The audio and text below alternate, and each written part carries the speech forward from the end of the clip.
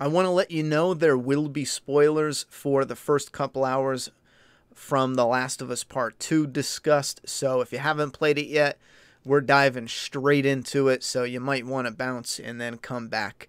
But if you have played The Last of Us Part 2 and you've gotten to that moment, that scene, that gut-wrenching moment where we lost the main character from Part 1, and you thought to yourself, why a golf club? It's a funny little thought. I was live streaming the game, and my first impression was essentially that it was picked to symbolize something. And this is something I've been worried about for a couple years now, because when Neil Druckmann made the first game, one of the odd criticisms that he received from the people that he had in my stream, I said, the kind of the company he keeps, or at least on social media, the type of people he's trying to please, they were not happy.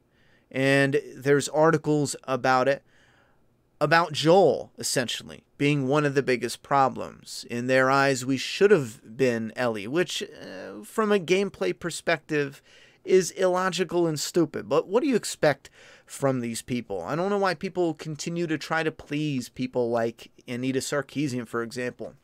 When you have people that build careers and livelihoods around pointing out problems, do you think they're going to stop?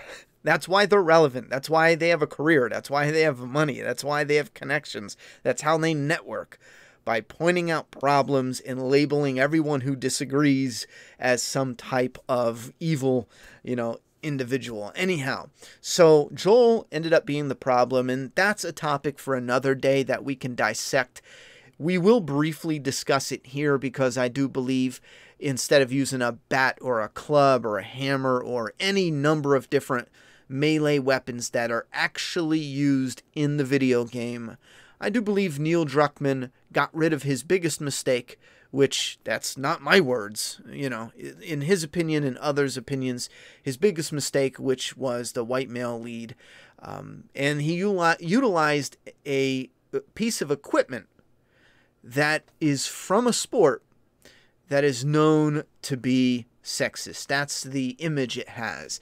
Now, diving straight into this, I do want to remind you guys, we are almost at our $7,000 goal. I'm not going to pitch you here. We're going to get right back into the video, but I just wanted to give you a little shout out, say thank you very much.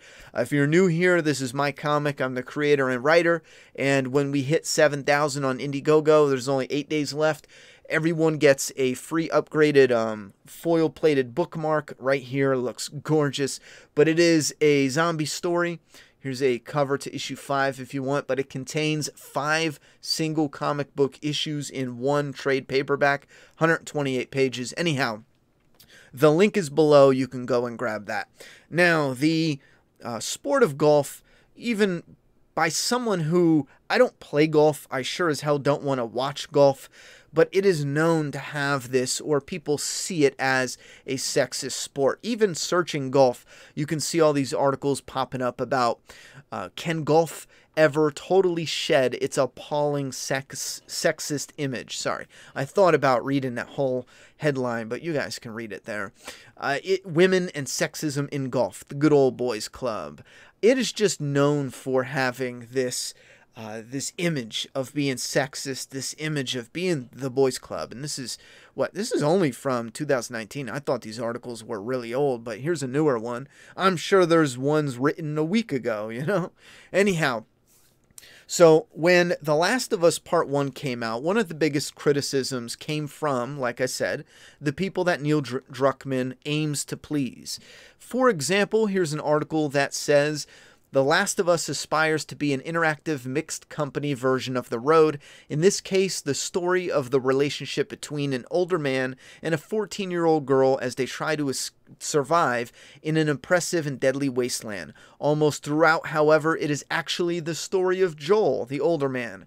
This is another video game by men, for men, about men. Now, I've played The Last of Us a number of times, from beginning to end, and I can tell you right now, the narrative begins with Joel, but it is almost definitely about both of these individuals. Now, it sets up and tells their stories differently. Ellie is supposed to, or seamlessly enters into the storyline, and they set up Joel's backstory. We discover Ellie's. This article was written and the game was played by an individual who doesn't even understand how story structure works.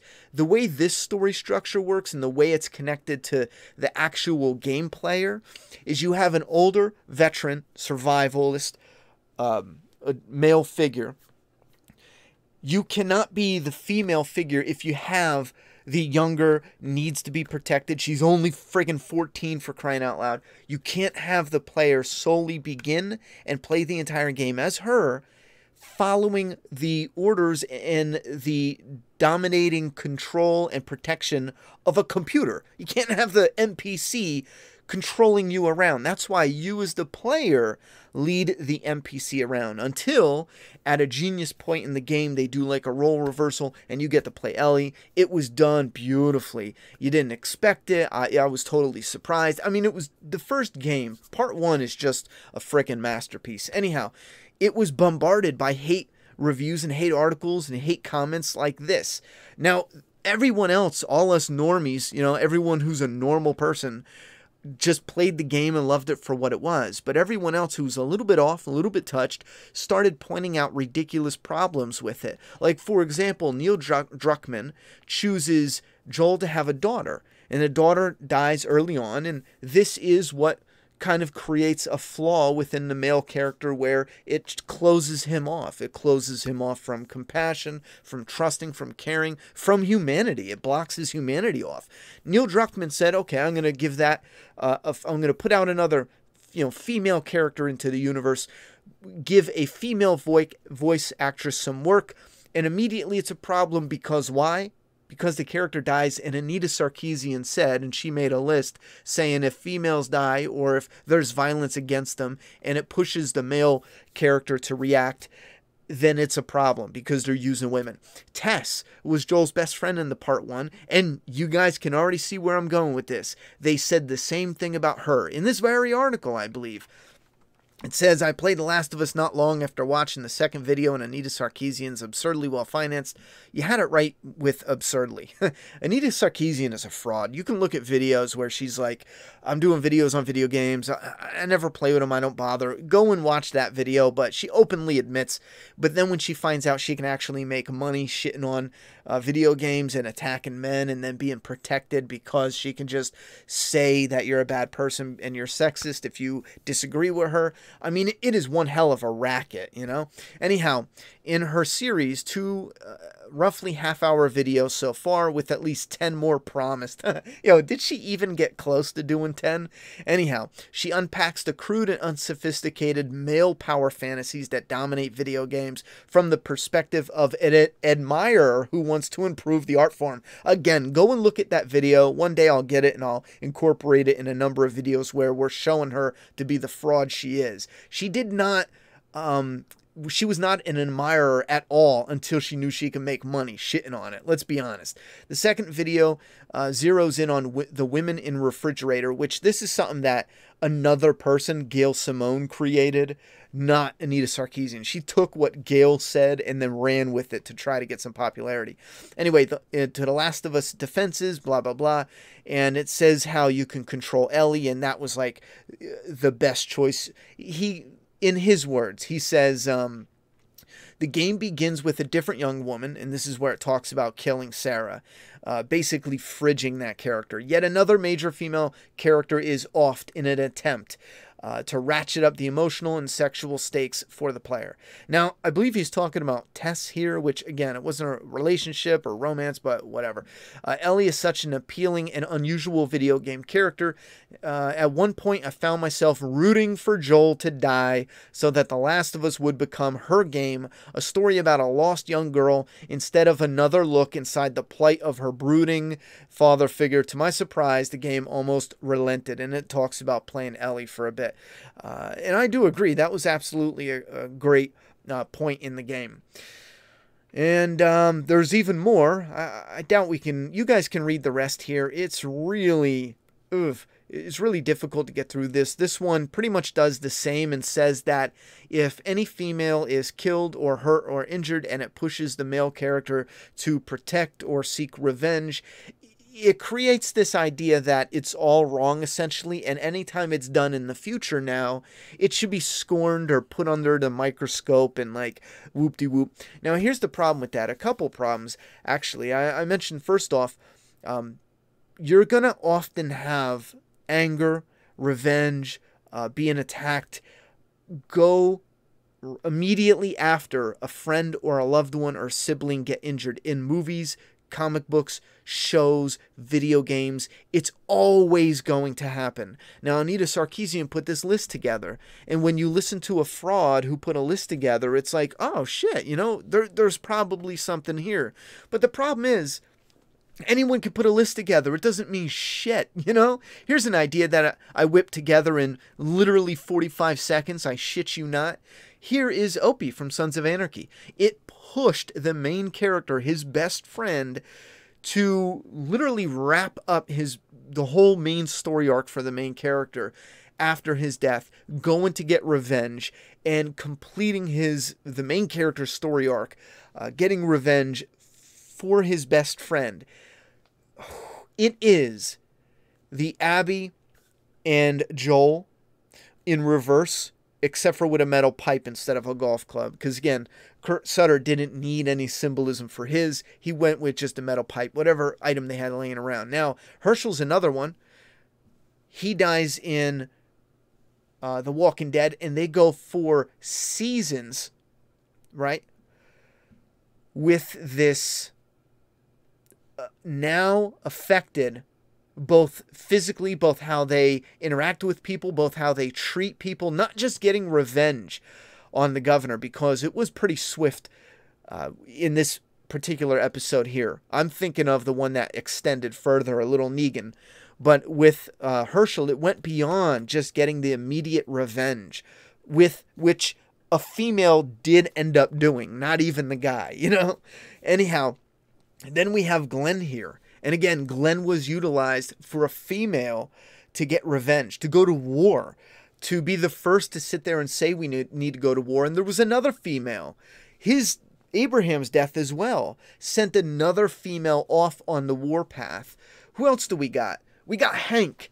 Hank, another character, getting revenge for Hank and correcting so many wrongs. It's a very complex story, but Hank was one of the main, if not the main catalyst to push Walter White's story forward, seeking revenge, destroying his household. Hank's death did that. It did so much. So much. I mean, it's unreal. And then you have The Shield. The first episode, the pilot episode, kicks off with getting revenge on another cop snitch. And it kicks the entire frickin' series off. And that's a guy versus guy violence. The Sopranos is filled with it. The whole frickin' series. Here's Chris. Let's just pinpoint one. He gets attacked. They almost kill him. They don't quite kill him. And obviously his cousin and the boss goes and gets revenge. You also have Days Gone. Let's go to a video game. His best friend, Boomer. It is in the beginning because of a violent attack. He doesn't die. Thankfully, he only loses an arm. But it is the driving force for the entire first half of the game. A massive portion of the game, if you think about it. Probably, I'm trying to remember how many hours, but it is a lot of the game. There's an underlining search for answers, but if you go back and play it, your initial missions are kicked off with finding medical supplies and keeping an eye on your best friend. And this isn't even a guy or a girl. This is a revenge tale with a puppy, a freaking puppy at the end of it.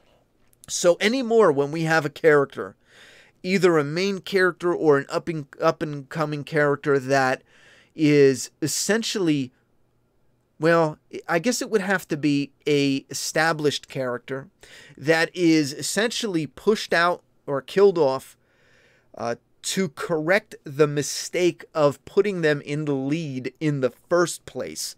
That is coined now, I guess, as a Joel in One. I know this was just a joke meme that was floating around the internet. Luckily, I did not see this particular one until I actually played the game, because I probably would have thought that was a dead Ellie there. Anyhow, I did see something like this, though. I did see her with a golf club and a Joel in one. But luckily, I did not see this particular one. From this point forward, though, I will consider Joel, and I will consider any character that is taken away and replaced simply to correct the mistake of putting them in the lead in the frickin' first place. Because again, they started working on Abby as the main focus. If you go back and read the art book and you go back and listen to interviews, Abby had a bigger role. She had a huge role, and they kept trimming it down. And we'll cover that probably in a story. But the main idea here is it's no coincidence that in an area where they should have skis, they find golf clubs. It's no coincidence that they didn't use a pipe. They didn't use, like in the art book, knives where they cut him up. He even has a knife stuck in his back in the frickin' art book. It's not just a coincidence that she grabs a golf club.